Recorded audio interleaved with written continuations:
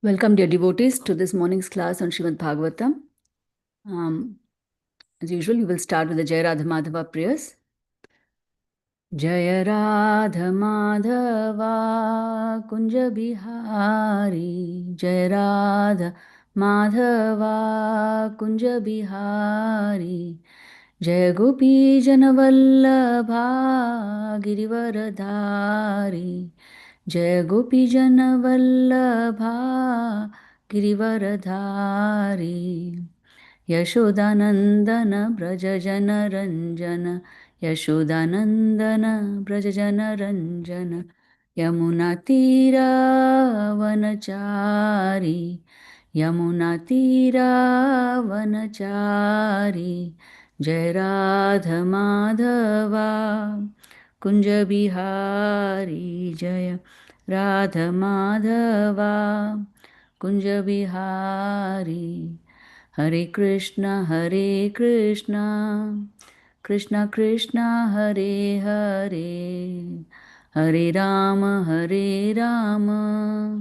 Rama Rama, Hare Hare, Hare Krishna,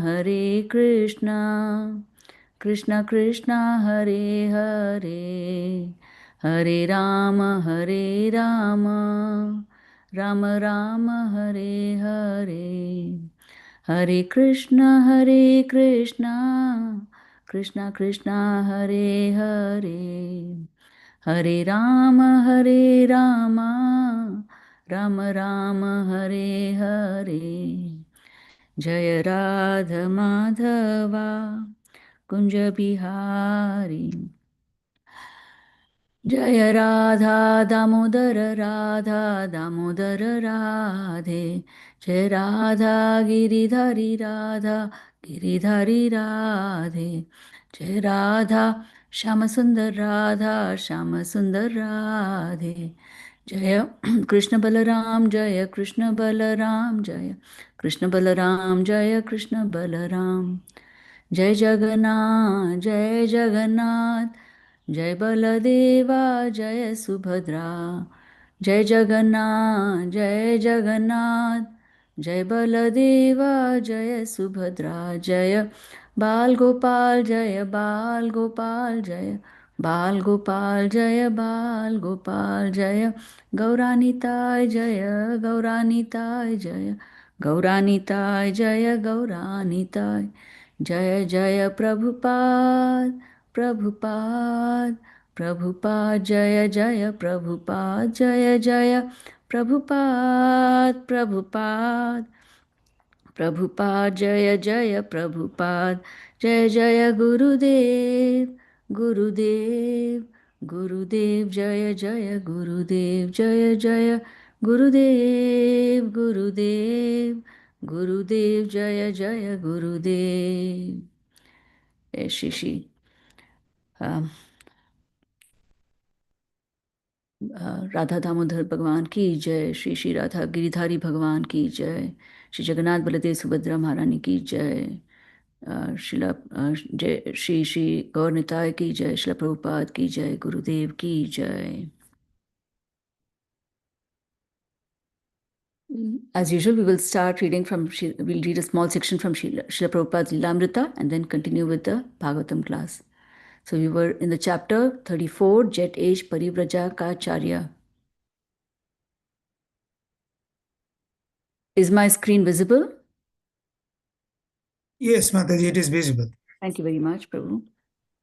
Professor Kotowski, you will be interested to discover that we published not all, but some Puranas.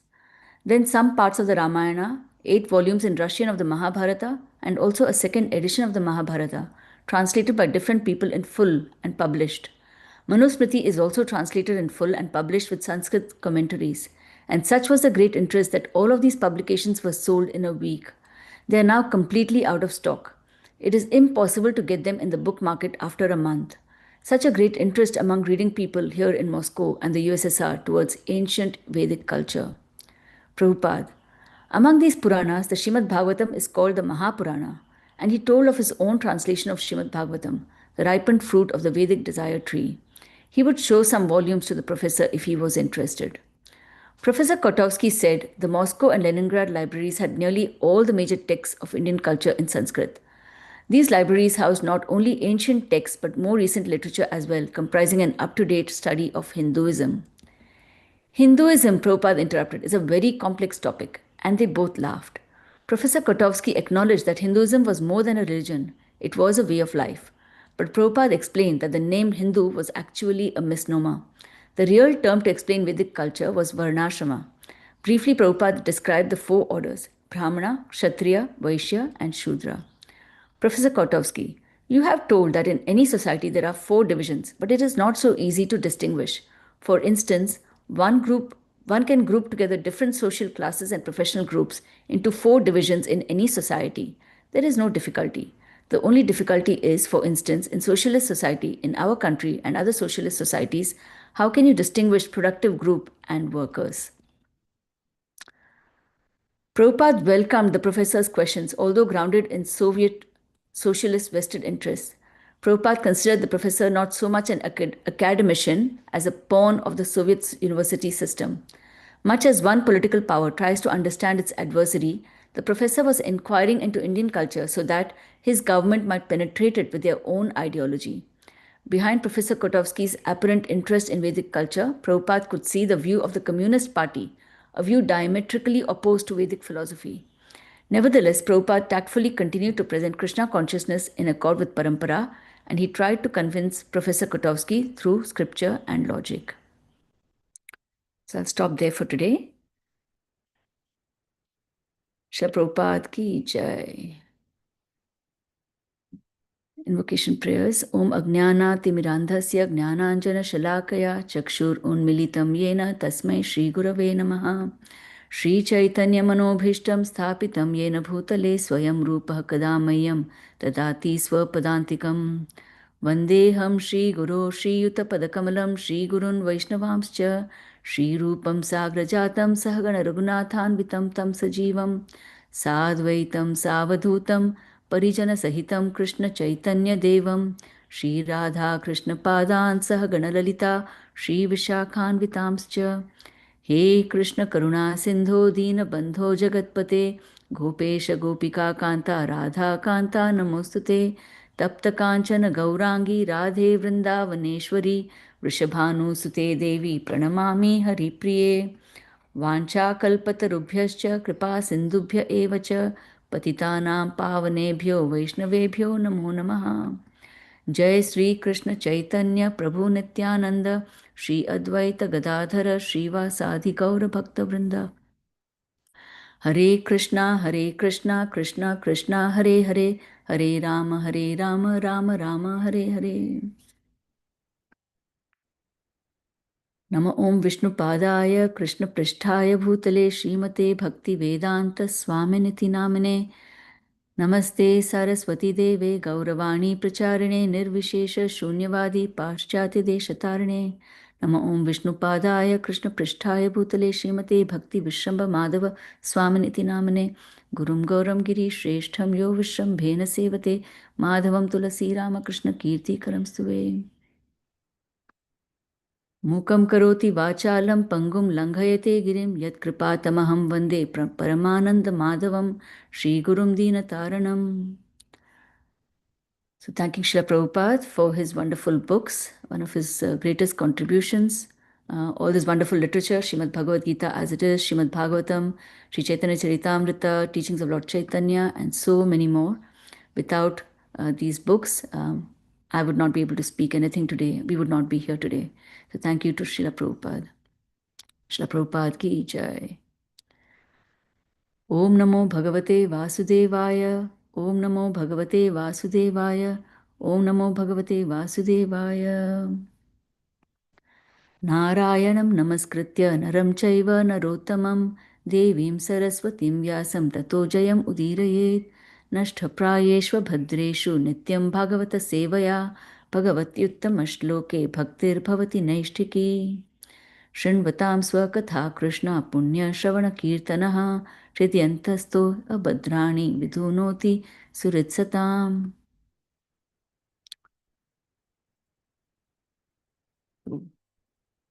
Welcome, dear devotees, to this morning's session on Srimad Bhagavatam. So, today we are reading from Canto 5, Chapter 14, verse 26. Before I begin, I'd like to thank all the devotees for giving me an opportunity to speak today. I'm not qualified in any way, so thank you for your kindness, and thank you for also coming today, joining today to listen to me patiently. Please bless me that I might be able to speak something of value. Hare Krishna.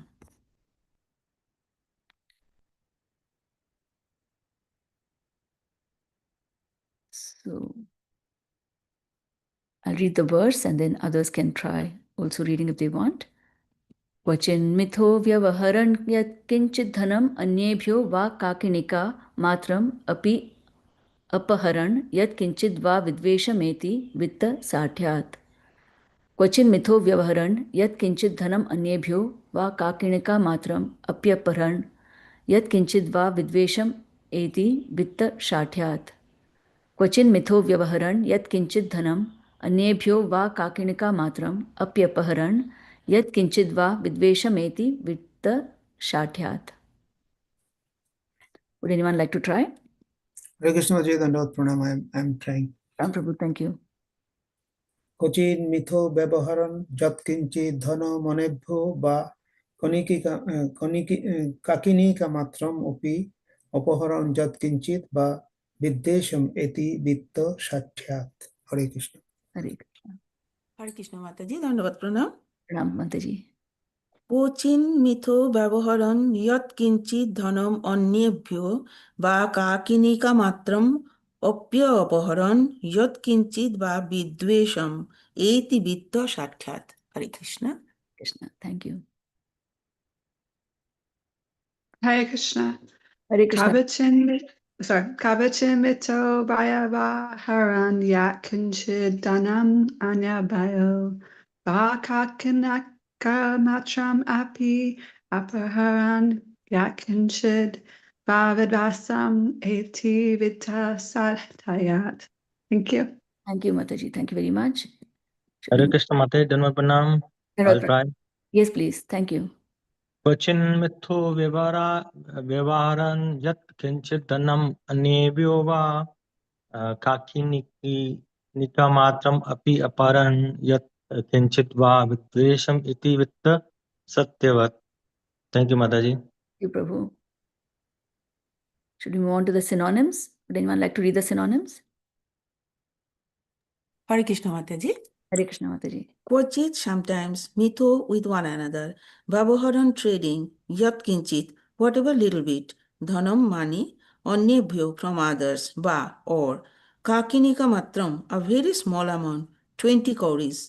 Api certainly apaharan taking away by cheating yat kinchit whatever small amount ba or vidveshameti creates enmity vitta shathyat because of cheating. Hare Krishna Mataji, thank you. Thank you very much. Anyone for the translation? Hare Krishna Ji. Translation by Srila Prabhupada ki jai.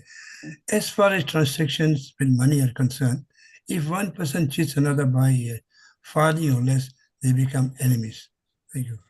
Thank you, Prabhu. Hare Krishna. Anyone for the It's a short. Yes, Mataji, I'll read it. Thank you, Prabhu.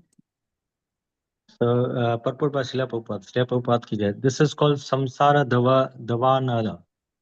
Even in the ordinary transactions between two people, there is invariable cheating because the conditioned soul is defective in four ways. He is illusion, he commits mistake, his knowledge is imperfect, and he has a propensity to cheat. Unless one is liberated from material conditioning, these four defects must be there. Consequently, every man has a cheating propensity which is employed in business or money transaction. Although two friends may be living peacefully together, due to the propensity to cheat, they become enemies. When there is a transaction between them, a philosopher accuses an economist of being cheated, and an economist may accuse a philosopher of being being a cheater when he comes to contact with money. In any case, this is a condition of material life. One may profess a high philosophy, but when one is in need of money, he becomes a cheater. In this material world, so-called scientists, philosophers, and economists are nothing but cheaters in one way or another. The scientists are cheaters because they present so many bogus things in the name of science. They propose going to the moon, but actually they end up cheating the entire public of large sums of money of their experiments. They cannot do anything useful unless one can find a person transcendental to a four basic defects. One should not accept advice and become a victim of material condition. The best process is to take the advice and instruction of Sri Krishna or his bona fide representative. In this way, one can be happy in this life and the next. Thank you, Mataji. Hare Krishna. Thank you, Prabhu. Hare Krishna. Just read the translation again. As far as transactions with money are concerned, if one person cheats another by a farthing or less, they become enemies. So this chapter is titled The Material World as a Great Forest of Enjoyment. So when I read this, the first thing that comes to my mind is what enjoyment?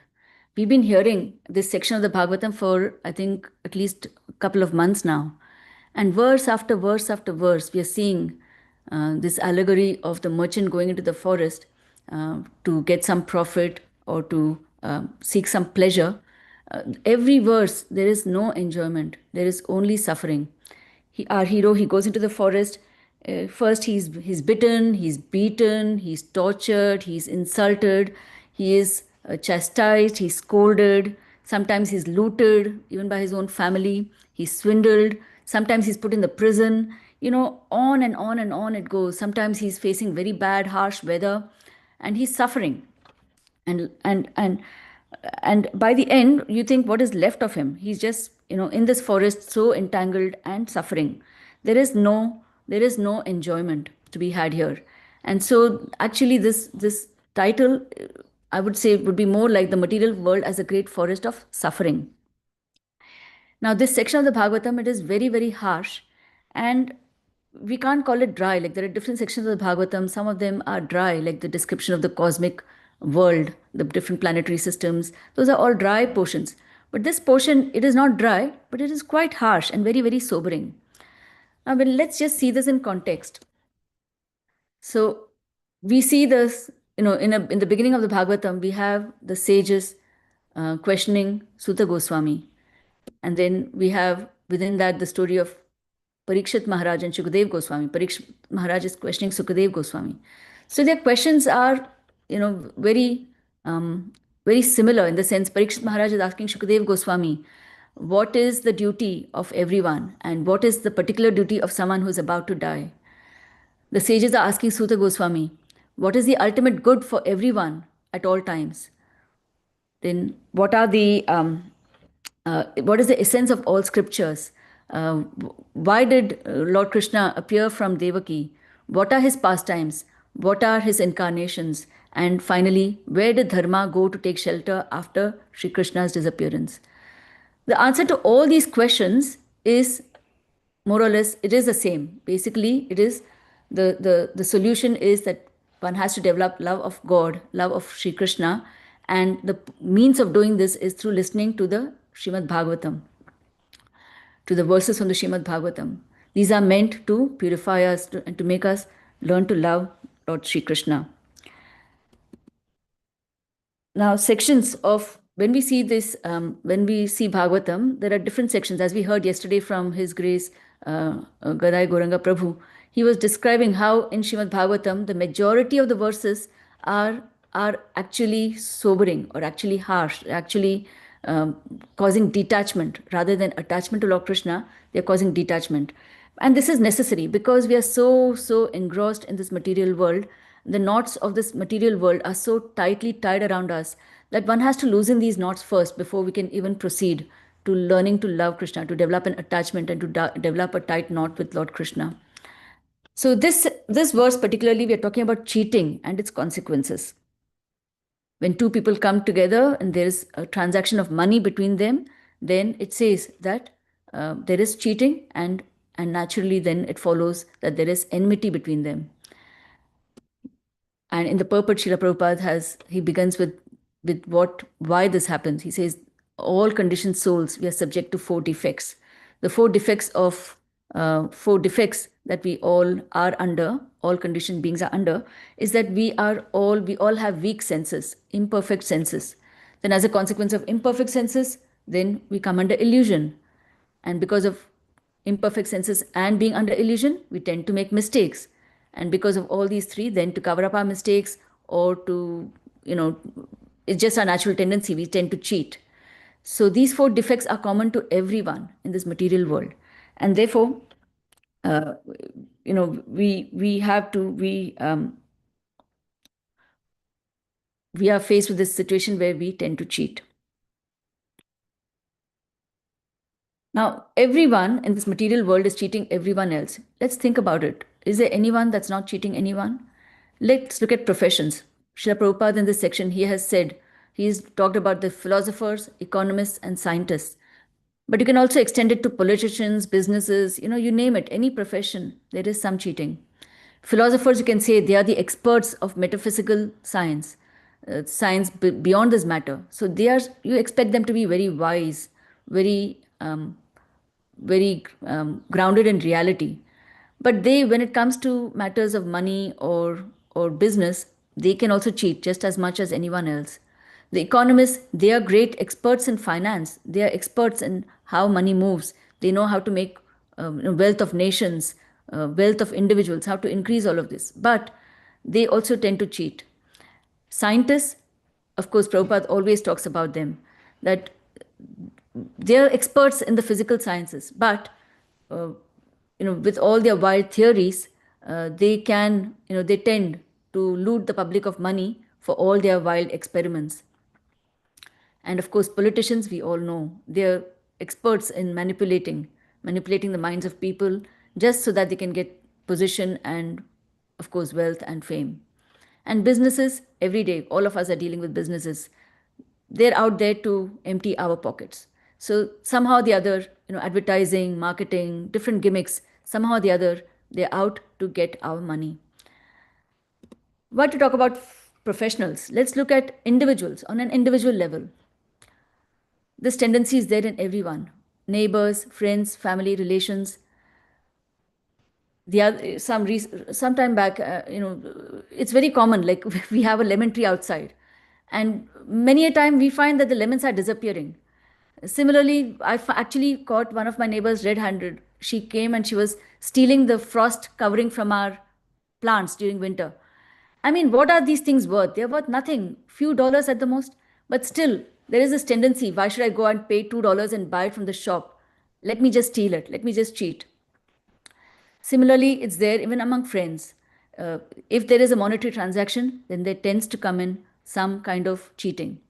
And family, what to say? There's always, question of inheritance. It's a big thing. All families, I mean, all of us, I'm sure, I can think of three or four examples within my own acquaintances where brothers and sisters, they've grown up together. They're siblings for life. They've strong relations. But come inheritance, and then there is some friction, there is some misunderstanding, and then they become enemies for life. And I'm sure if you go around and ask everyone, all of us can think of examples, either in the public life or in their own private acquaintances, among acquaintances and friends. It's very, very common that people turn against each other for life over trivial matters like these. And biggest of all, we think that we are practicing devotees, we are sadhakas, we are on this path. So we will not be affected by the influence of money, the power of money. But it affects practicing devotees also. So I was listening to this class by Radhanath Maharaj on the same verse, and he gave the example of his own, like his own, in his own knowledge. There were two devotees who were very, very close friends, very good, such close friends that they decided that why should we work somewhere else? If we work somewhere else, we'll have to see other people, other karmis. We don't want that. Let's work together. So they entered into a partnership and they decided to do some business together. So let's call them A and B. And A and B, they then take a loan from another devotee, Mr. C. And they take this big loan for their business. and then they go ahead and set up this business. They do really well in the first year. They make heaps of profit, huge amount of profit. And then they're very encouraged by this. So they convince devotee C that, just wait for one more year. Let's expand our business. We'll make even more money. Then we will return your money back. And then what happens? The second year, they diversify. So each of the partners goes into different areas of business. And they expand the business to such a big extent that somehow or the other, this year, they make big losses. They aren't successful. Now they are unable to prepay back the money to Mr. C, devotee C, and then they start blaming each other. So it's because of you, it's because of you, it's your department, your section that lost money, your section that lost money. So therefore, neither of them is able to pay back Mr. C. Mr. C has lost his money altogether, and devotees A and B become enemies for life. And so this is so common. We shouldn't think that we are exempt from the influence of money, the influence of these kind of things happening, and enmity coming between us. So we have to be very, very careful when we have any kind of transactions, any kind of monetary transactions with devotees, because at the end of the day, our relationships are fragile, and they're also very, very important for us to go back to Krishna. So we have to be very, very careful in our dealings with devotees.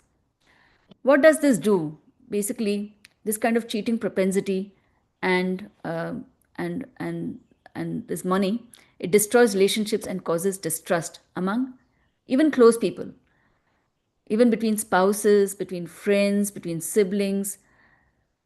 It is, so nobody can escape it. And we see even the example when we talk about practicing devotees. We see the example of Gaudiya Mutt after Srila Bhakti Siddhanta Saraswati left. How the Gaudiya Mutt, because of different factions wanting to claim different parts of the Gaudiya Mutt's properties, how there was friction between them, and how the Gaudiya Mutt actually became very, very weak because of this friction between different devotees, and it actually broke apart. So this is, no one is basically free from this, from the power of this money and the chances of enmity coming between us.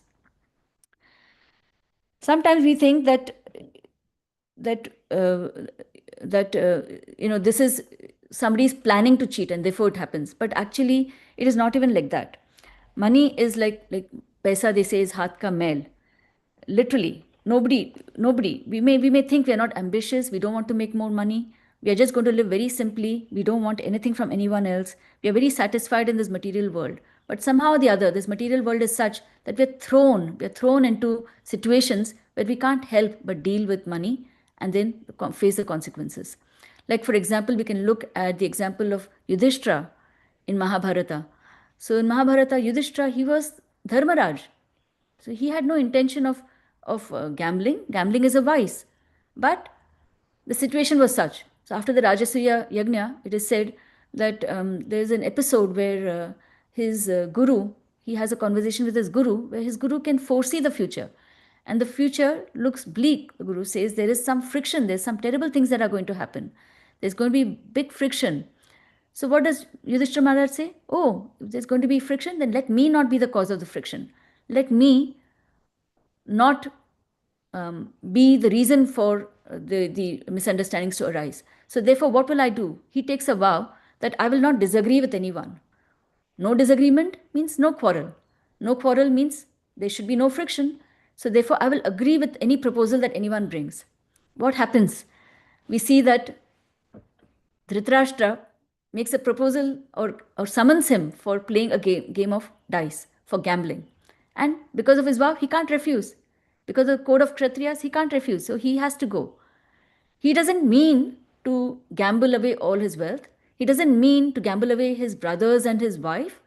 But the circumstances are such that he's forced, his arms are twisted to do that.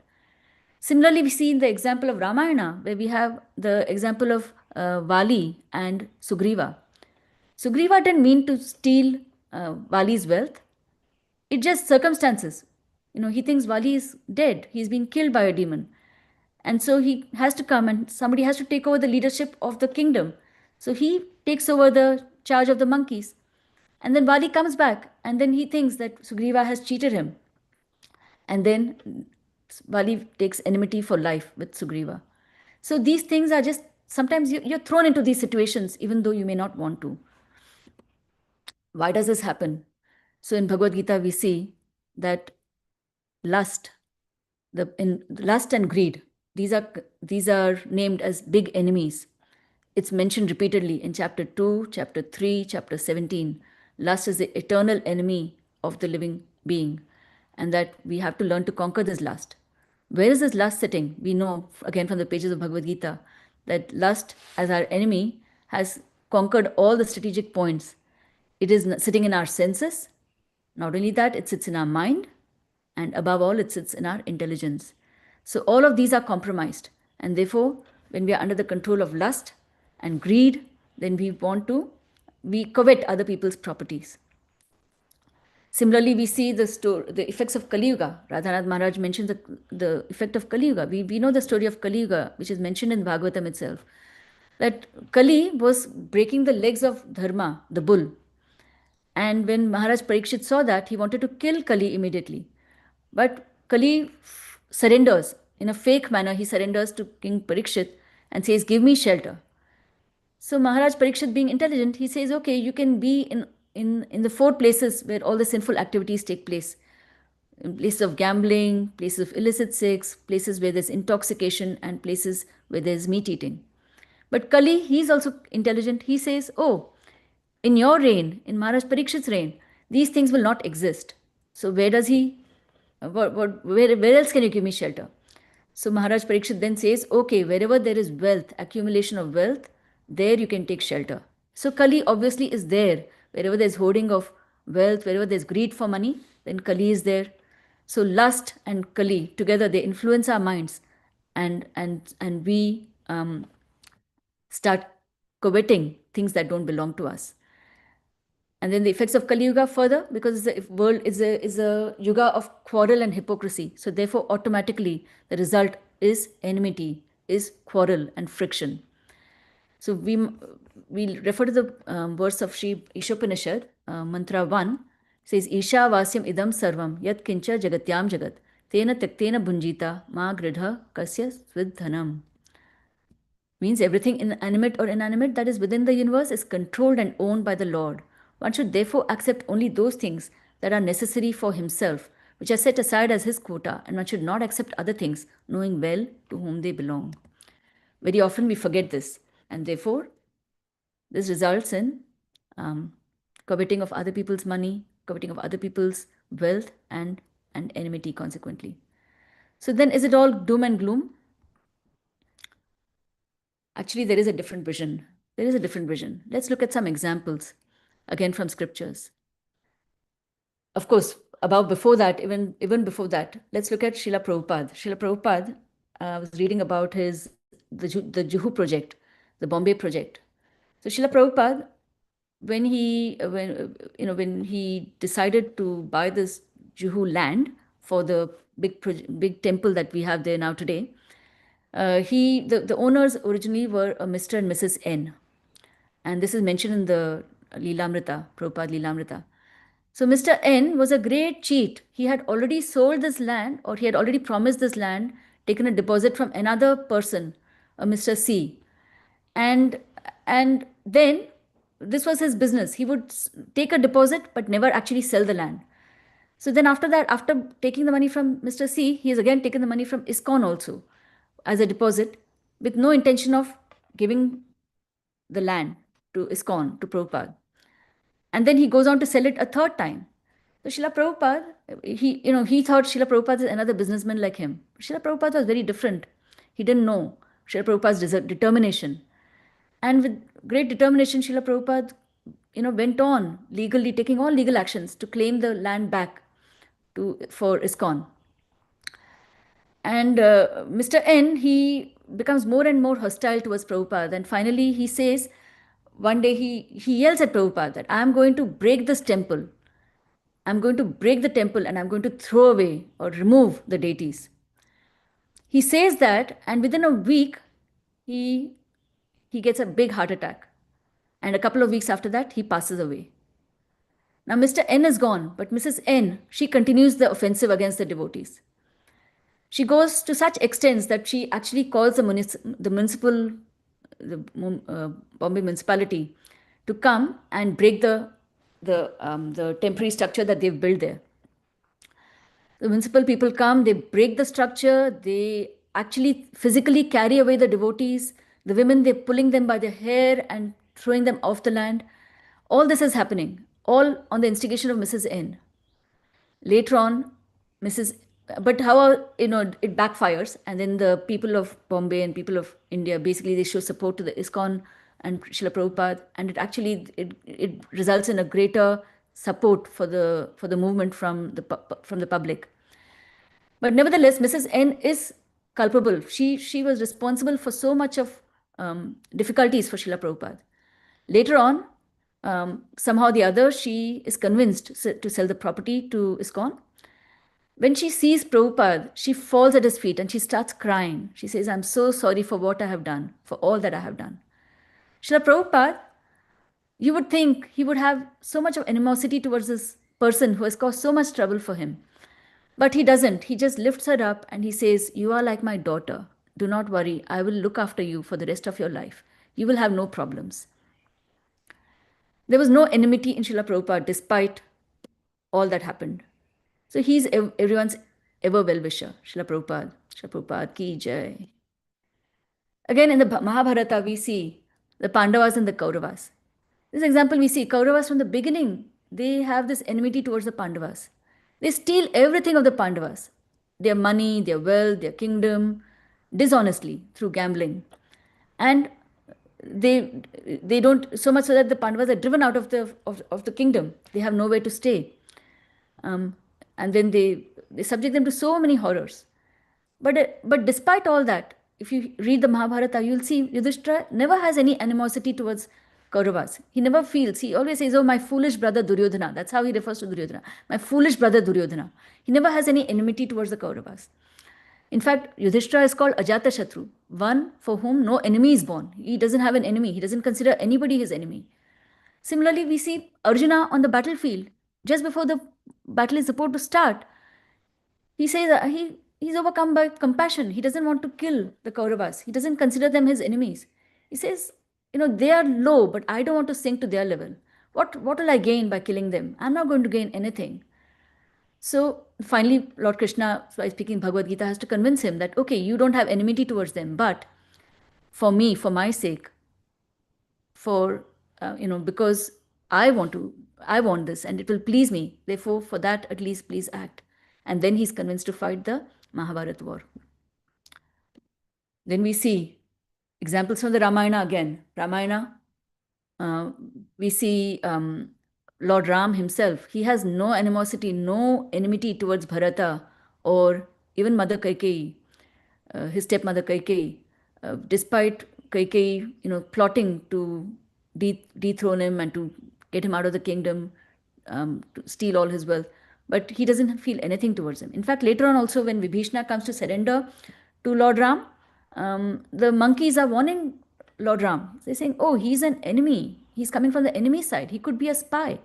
But what Lord Ram says, why Vibhishana? Even if Ravana comes and surrenders to me, I will forgive him. He doesn't bear any ill will towards even Ravana, despite Ravana stealing Mother Sita. So these are some examples. And why? So we see in all these examples that despite so much of cheating being done by the other party, these great souls, they never responded back. They never felt any enmity. Let's look at some verses from Bhagavad Gita, which might give us a clue as to why, how this is possible, why there is no animosity. Chapter 2, verse 57 of the Bhagavad Gita says, Yah sarvatran abhishnehas tattat prapya shubhashubham nabhinandanti na dveshti tasya pragnya pratishtita. In the material world, one who is unaffected by whatever good or evil he may obtain, neither praising it nor despising it, is firmly fixed in perfect knowledge.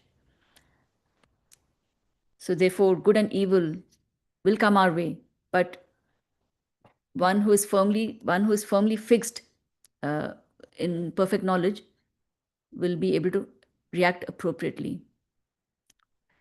Similarly, in chapter 6, directly it's telling us here, Suhrin Mitrari Udasina Madhyastha Dvesha Bandhushu Sadhush Apicha Papeshu Sama Buddhir Vishishyate. Who is advanced? It says a person is considered still further advanced when he regards honest well-wishers, affectionate benefactors, the neutral, mediators, the envious, friends and enemies, the pious and the sinners, all with an equal mind. Chapter 14, verse 19. Nanyam gunebhya kartaram yada drashtanupashati gunebhyascha paramviti madbhavam so adhikachati. When one properly sees that in all activities no other performer is at work than these modes of nature, and he knows the Supreme Lord who is transcendental to all these modes, he attains my spiritual nature. And chapter 2, verse 66.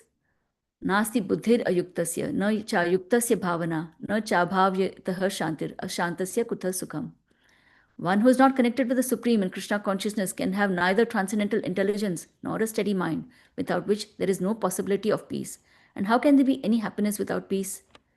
So all these verses are telling us the same thing, that we need to have transcendental intelligence. And how do we get that? It's only by our connection with the Supreme Lord, by Krishna consciousness.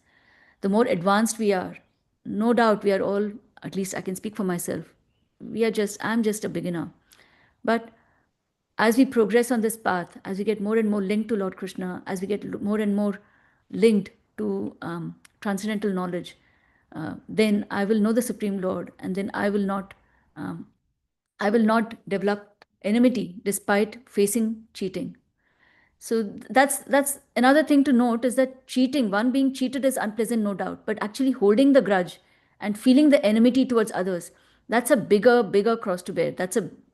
It actually, just like enmity also burns. It burns the heart. Look at Kamsa, look at Hiranyakashipu. They're burning from within all the time because of this enmity they have towards the Supreme Lord.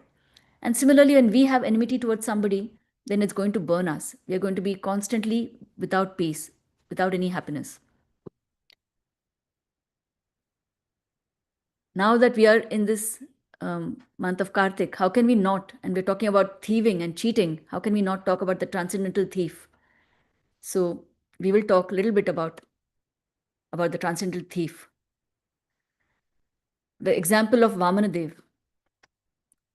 Lord, the Supreme Lord takes the avatar of a little Brahmana, Vamana, and he goes on behalf of the Devas, on behalf of the Suras, to beg land from King Bali, the king of the Asuras. We know this pastime where he cheats Maharaj Bali. He cheats him of all his possessions. Let's look at some of the reactions, right? We know he begs for 3 paces of land. With one step, with one pace, he covers the whole of Bhu and Bhuvarloka. The middle and lower planetary systems are covered in one step of land. The second step of land, he covers the whole upper planetary systems, right up to the covering of the universe. Then he says to Maharaj Bali, you promised me 3 steps, but you have nothing else to give me. Where will I place my 3rd step? So you're a cheater. And he binds him. What happens? This verse, 8:21:10. We have na vayam brahma bandhur vishnur maya vinam viraha vijay rupa pratichanno deva karyam chikeshati. This Vamana is certainly not a Brahmana, but the best of cheaters, Lord Vishnu. Assuming the form of a Brahmana, he has covered his own form, and thus he is working for the interests of the demigods.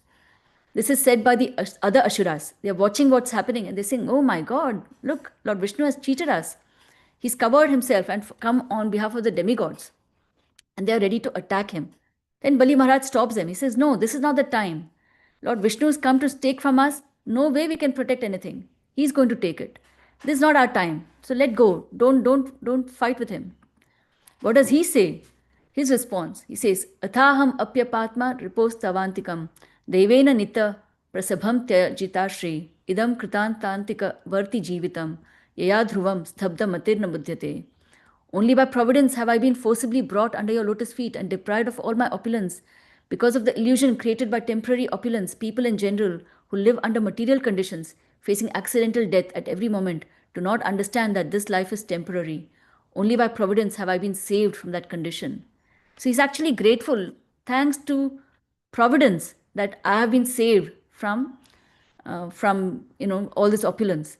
And also, oh Lord, thank you for saving me. And Prahlad Maharaj, his grandfather, also says the same thing. He says, Prahlad Maharaj said, my Lord, it is your Lordship who gave this Bali the very great opulence of the post of heavenly king. And now, today, it is you who have taken it all away. I think you have acted with equal beauty in both ways, because his exalted position as king of heaven was putting him in the darkness of ignorance. You have done him a very merciful favor by taking away all his opulence. So he's actually grateful to the Supreme Lord for stealing everything from Maharaj Bali. And this verse, Prabhupada quotes this very often. Shri Bhagavan Vacha, Yasyaham Anugranami, Harishe Tad Dhanam Shanehi, Tato Dhanam Tejantyasya, Swajanas Dukha Dukhitam. The personality of Godhead said, if I especially favor someone, I gradually deprive him of his wealth. Then the relatives and friends of such a poverty stricken man abandon him. In this way, he suffers one distress after another. So the Lord himself comes and steals everything of that fortunate soul who is that exalted that he surrenders more completely to the Lord and therefore gains the maximum happiness. In the Bhagavad Gita, Krishna himself says, he refers to himself in chapter 10 as death. In chapter 11, he says, I am Kalosmi, I am time, I am the great destroyer who's come to destroy everything.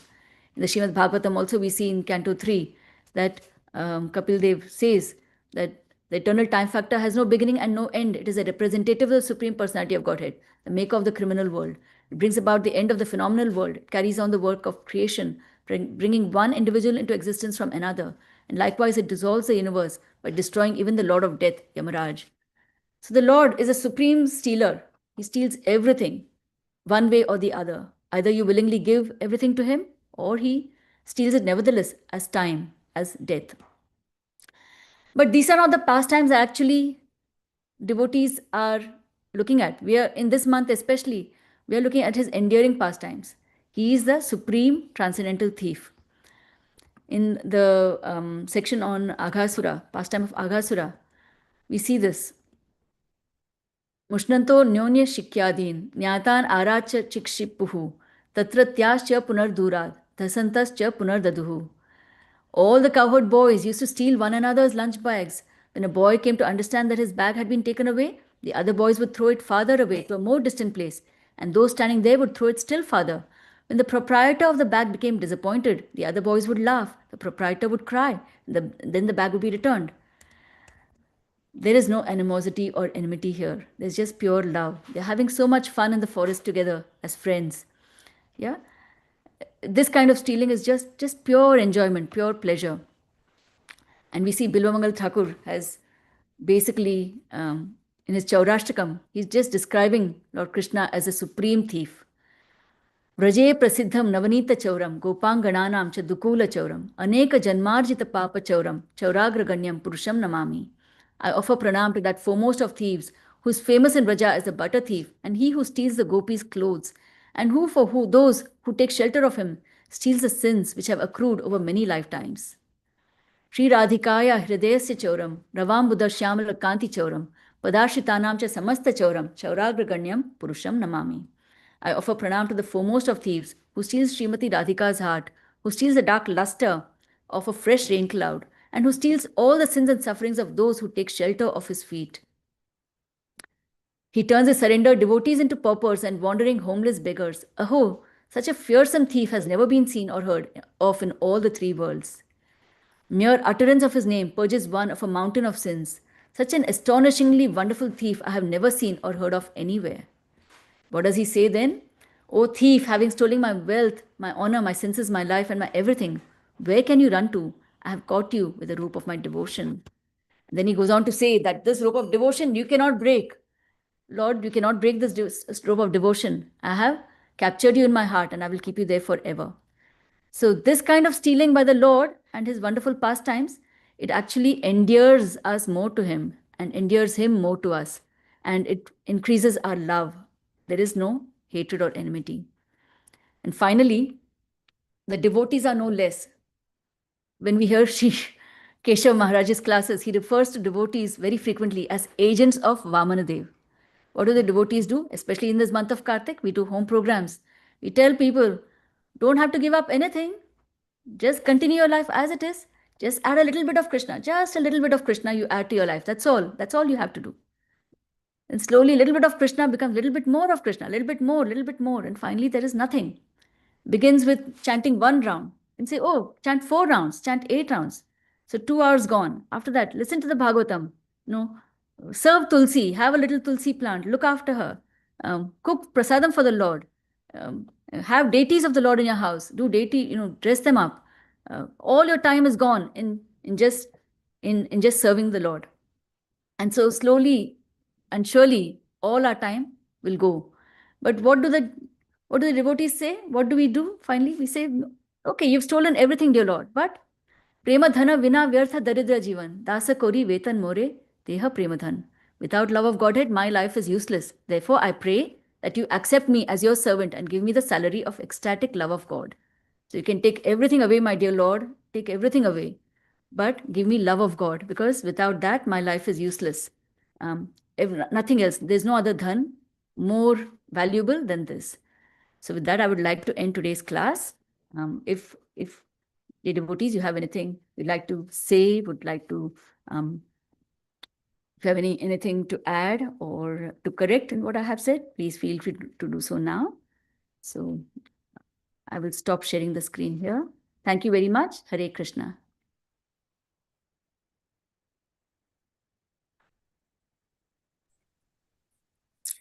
Hare Krishna Mataji, Dandavat Pranam. Thank you very much. So nicely explained the verse, and ultimately at the end you have told what the Lord takes away from us, but what He gives in return, and that is that all the material wealth and everything we possess, the building, the things, so all material possessions in whatever way we say, in the family life or everywhere, these will be taken away by the Lord at one time. And if we understand that what will remain after that, and that understanding really is the greatest knowledge, or the Krishna consciousness gives us, that ultimately the greatest wealth is the Krishna prem and the love of Godhead. If the Lord gives us, then our life is fulfilled. And that is what, as a Krishna conscious life we are aspiring. That is the ultimate goal of our life. And let us hope the way you have presented, let it give me some pray. We pray to you that with all the devotees, that I can get it from the mercy of all the devotees. Hare Krishna. Hare Krishna. Thank you, Prabhu. Hare Krishna, very nice presentation, Tulasi Sevya Mataji. How nicely you've explained, you've prepared the slides so nicely, giving all the references, and definitely making me in my life understand the importance of Krishna Prem. And with association of devotees like yourself, we can progress in our bhakti in this material body. Hare Krishna. Thank you, Mataji. With devotees like yourself, you will progress. Thank you. Hare Krishna. Hare Krishna Mataji. Thank you so much for such a brilliant explanation of this verse from so many different angles. It's amazing that the cheating prophecy is also in Krishna. So can we say that the living entities also inherit this cheating prophecy from Krishna? Or I suppose, yes, we can say that, Prabhu, but it's just that it is all inverted. Like this material world is the reflection of original spiritual world. So everything here is exactly the opposite. It's all contaminated over here. So what is love over there is lust over here. So obviously, here we are only out to compete with each other and get the maximum, grab the maximum for ourselves. Whereas in the spiritual world, that same lust converted to love is all about giving. It's all about, giving of ourselves, not taking, not grabbing. So yeah, it's all come from there, because nothing can exist separate, nothing is independent of Krishna, but it's just perverted. It's just a perverted reflection. That's what I think, Prabhu. Hare Krishna. thank you, Mataji. Very nice explanation. Yeah, thank you. We still got a few minutes. Anybody have any reflection, comment to share? Please come forward.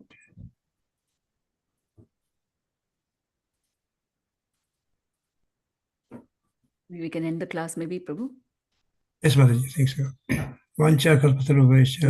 कृपा सिन्धुभ्येव च पतितानां पावनेभ्यो वैष्णवेभ्यो नमो नमः अनंत कोटि वैष्णववृंद की जय श्रील प्रभुपाद की जय स्पेस तुलसी सेव्या माता जी की जय all glorious to assembled devotees. Hare Krishna.